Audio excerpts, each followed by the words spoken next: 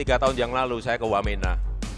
Saya tanya kepada masyarakat, berapa harga bensin di Wamena? Rakyat mengatakan pada saya di Wamena, harga bensin di sini Pak 60.000. Kadang-kadang kalau pas cuaca nggak baik bisa jadi 100.000. Di Jawa 6.450. Saat itu juga saya perintahkan kepada Menteri, saya mau bensin di sini harganya sama dengan di Jawa. Bayangkan di Jawa kalau naik 500 perak saja demonya 4 bulan. Di sini naik 1.000 perak saja demonya sampai 6 bulan. Saudara-saudara kita yang di Wamena, yang di Pegunungan Tengah, harga 60.000 diem bertahun-tahun.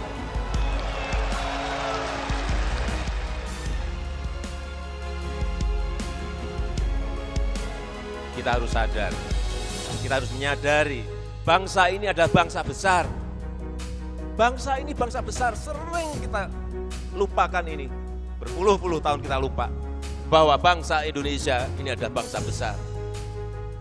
Kita memiliki 250 juta lebih penduduk, memiliki 17.000 pulau, memiliki 714 suku, memiliki 1.100 lebih bahasa lokal, bahasa daerah. Bangsa mana yang memiliki keragaman seperti bangsa Indonesia? Tidak ada. Saya tanya kepada Dubes Singapura, Singapura berapa memiliki suku? 4. Indonesia 714. Saya tanya ke Presiden Ashraf Ghani Afghanistan, berapa suku yang dimiliki Afghanistan? 7. Indonesia 714. Ini negara besar.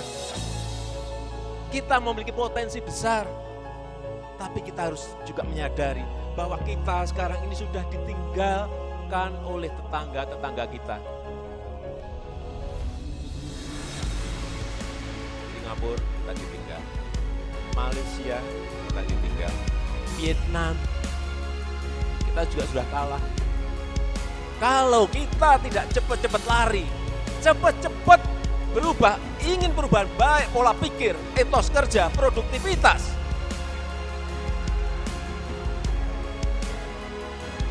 ini yang sering saya diskusikan dengan Bang Surya Paloh. Apa sih yang menyebabkan bangsa ini ditinggal tetangga-tetangga kita? Pertama, etos kerja. Yang kedua, produktivitas. Yang ketiga, kedisiplinan nasional.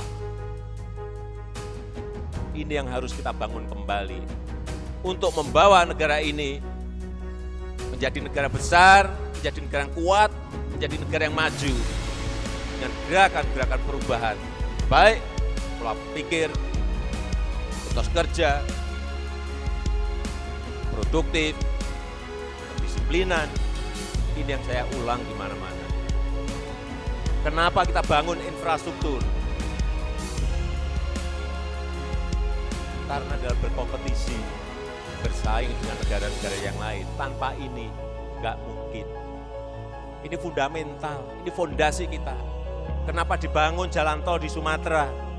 Kenapa dibangun Trans Papua? Kenapa dibangun Pelabuhan Kuala Tanjung? Kenapa dibangun Makassar Newport? Kenapa? Untuk persaingan, untuk memenangkan persaingan, untuk memenangkan kompetisi. Bukan yang lain-lain.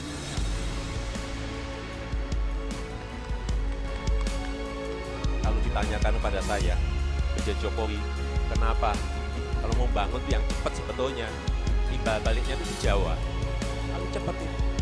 Secara ekonomi cepat masuknya, secara politik juga timbal baliknya di Jawa. Tapi saya katakan tidak. Kenapa dibangun Trans Papua?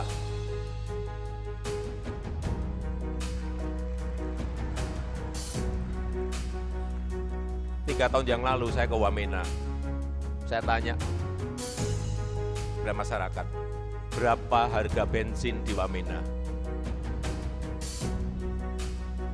Rakyat mengatakan pada saya di Wamena, Harga bensin di sini Pak 60.000. Kadang-kadang kalau pas cuaca nggak baik bisa jadi 100.000. Di Jawa 6.450. Saat itu juga saya perintahkan kepada Menteri, saya mau bensin di sini harganya sama dengan di Jawa.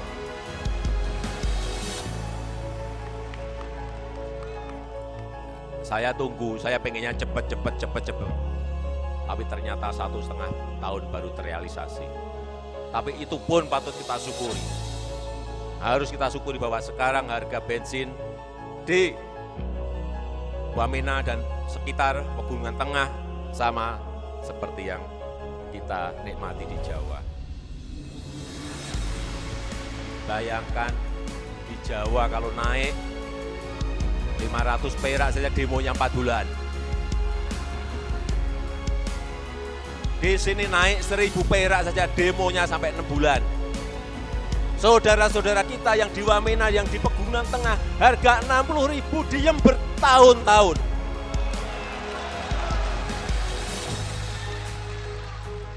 Itulah yang namanya keadilan sosial bagi seluruh rakyat Indonesia.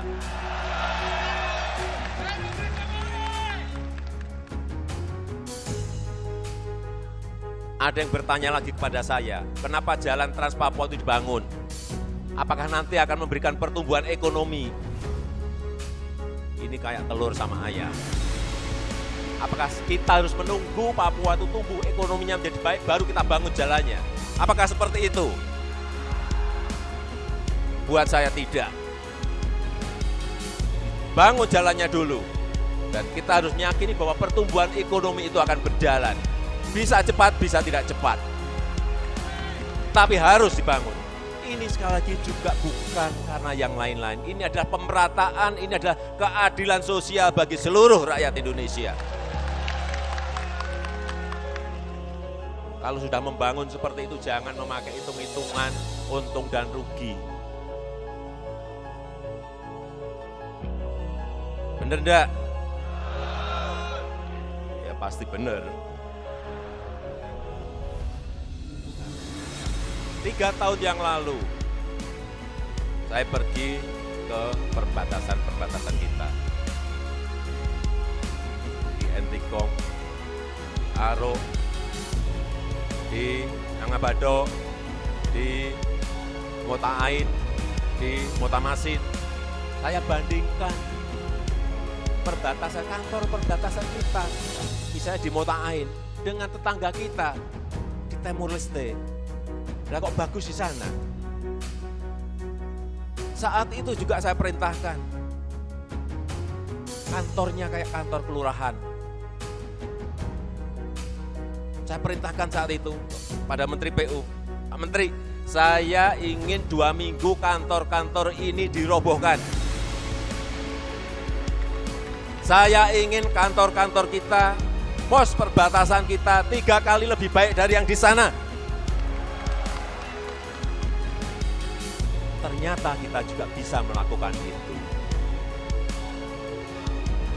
Sekarang coba lihat, dulu, ini katanya dulu, orang-orang kita di Kabupaten Belu, kalau mau foto, mau selfie, pergi ke tetangga. Sekarang kebalik, dia yang pergi ke kita untuk foto selfie. Di Entikong juga sama, saya ketemu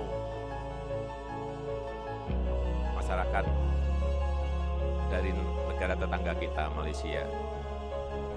Begitu jadi, Entikong jadi, pos perbatasan kita jadi, mereka menyampaikan, Pak, pos kita sekarang kalah jauh dengan Indonesia. Artinya apa? Ini bukan apa-apa, ini bukan masalah pos, bukan masalah kantornya, tetapi ini ada martabat. Ini harga diri bangsa. Sekali lagi, bangsa kita ini bangsa besar. Indonesia ada bangsa besar, negara besar. Kalau saya dengan cara apapun akan saya bangun lebih baik dari negara-negara tetangga.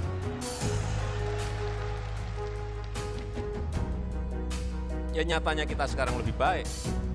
posnya. Tetapi sebentar lagi infrastrukturnya, sebentar lagi nanti dengan pembangunan sumber daya manusia yang baik juga akan lebih baik dari negara-negara tetangga kita. Memang harus ada visi besar, mana yang didahulukan, mana yang pertama, mana yang kedua, mana yang ketiga, mana yang keempat. Harus ada rencana besar jangka panjang.